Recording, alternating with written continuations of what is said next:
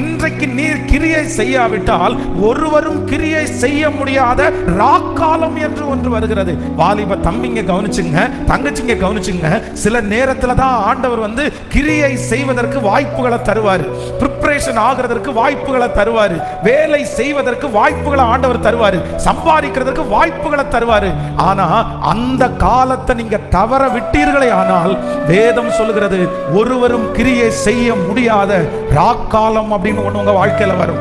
நீங்க நினைச்சா கூட அந்த வேலையை செய்ய முடியாது, நீங்க நினைச்சா கூட அந்த படிப்பை நீங்க படிக்க முடியாது, நீங்க நினைச்சா கூட அந்த ஊழியத்தை செய்ய முடியாது.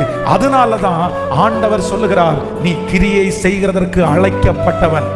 சில நேரத்தில் ஆண்டவர் கிரியை செய்வதற்கு வாய்ப்பை கொடுக்கும் போது எந்த கஷ்டமும் பார்க்காம, எந்த சோம்பேறித்தனத்தையும் பார்க்காம உடனே நம்ம என்ன பண்ணணும் அப்படின்னா கிரியை செய்யணும்.